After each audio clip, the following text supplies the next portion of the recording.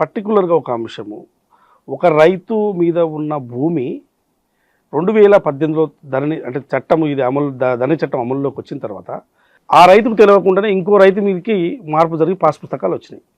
దీన్ని ఎట్లా చూడాలి? భూభారతి చట్టం ఎట్లా పరిష్కరిస్తుంది? అంటే ఇక్కడ మనం 2 అంశాలు జ్ఞాపకం పెట్టుకోవాలి. ఒకటి, భూమి మీ చేతిలోనే ఉంది, రికార్డులో పొరపాటు జరిగింది, మీ పేరులో తప్పుపడవచ్చు, లేదా మీ పేరు భూమి ఇంకో పేరుకి ఎక్కువ ఉండొచ్చు, కానీ భూమి మీ చేతిలోనే ఉంది.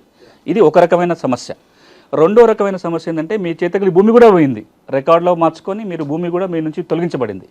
మొదటి రకం సమస్య తప్పకుండా భూభారతిలో పరిష్కారం చేయొచ్చు.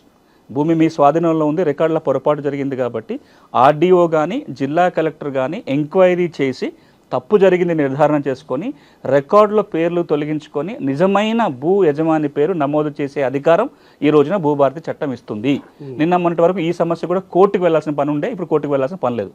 కానీ మీ భూమి స్వాధీనం కూడా పోయిందనుకోండి, పట్టా భూమి స్వాధీనంలో కూడా లేదు, అప్పుడు భూమిని తిరిగి స్వాధీనపరిచే అధికారం రెవెన్యూ యంత్రాంగానికి ఉండదు. రికార్డులు తప్పు జరిగితే కరెక్షన్ చేయగలుగుతారు, కానీ భూమి తిరిగి స్వాధీనం పొందాలి అంటే మళ్ళీ కోర్టు ద్వారా స్వాధీనం పొందాలి.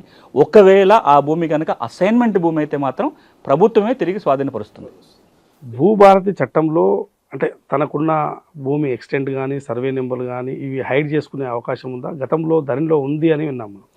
ధరణిలో ఏ పట్టాదారైనా రైట్ టు ప్రైవసీ అనే ఒక ఆప్షన్ ఉండేది. మీ రికార్డు మీరు హైడ్ చేసుకుంటే ఇంకెవరికి కనపడదు. ఆ బటన్ ప్రతి పట్టాదారికి అవకాశం ఉండేది. అట్లాంటి వెసులుబాటు దేశంలో ఏ రాష్ట్రంలో లేదు, కేవలం తెలంగాణలో అది ధరణిలోనే ఉంది. భూమి రికార్డులు పబ్లిక్ డాక్యుమెంట్, మీ పాస్ పుస్తకం మీ ప్రైవేట్ డాక్యుమెంట్, మీ ఆధార్ నెంబరు మీ ఫోన్ నెంబరు మీ ప్రైవేట్ వివరాలు. కానీ ఆ ఊళ్ళో ఏ సర్వే నెంబర్ ఉంది, ఆ సర్వే నెంబర్లో ఎంత విస్తీర్ణం ఉంది, దాని పట్టదారు ఎవరు అనేది పబ్లిక్ రికార్డు. చాలా సందర్భాల్లో హైకోర్టు కావచ్చు, సుప్రీంకోర్టు కావచ్చు, సమాచార కమిషన్లు కావచ్చు, రాష్ట్రంలో కానీ దేశంలో ఏం చెప్పిందంటే భూమి రికార్డులు పబ్లిక్ రికార్డ్సు. అందుకే చాలా చోట్ల మనం తెలంగాణలో కొన్ని చోట్ల పహానీని గోడ మీద రాసినాం, పహానీని ప్రింట్లు తీసి ఇంటింటికి పంచిపెట్టినాం. ఇవేంది పబ్లిక్ రికార్డ్స్ కాబట్టి. ధరణిలో ప్రైవసీ అయిన పేరుతోటి చాలామంది వాళ్ళ పేర్ల మీద భూములు తెచ్చుకోవటం, తప్పుగాను ఎట్లనో అట్లాంటి వాళ్ళు హైడ్ చేసుకోవటం రకరకాలు జరిగినాయి. భూభారతి చట్టంలో గౌరవ ముఖ్యమంత్రి గారు, రెవెన్యూ మంత్రి గారి నిర్ణయం ఏంటంటే ఇప్పుడు రైట్ టు ప్రైవసీ ఆప్షన్ లేదు, ఆ బటన్ నొక్కడానికి అవకాశం లేదు. ఆ ఊళ్ళో ఏ సర్వే నెంబర్ ఉంటే అవి డిస్ప్లే అవుతాయి.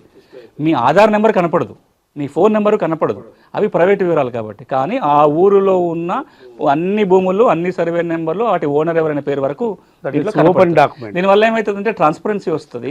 తర్వాత మిస్యూజ్ చేయడానికి లేదా ఎవరైనా గవర్నమెంట్ ల్యాండో భూదాన్ ల్యాండో మార్చుకొని పట్టా చేయించుకొని దాచుకోవడానికి అవకాశం రాదు.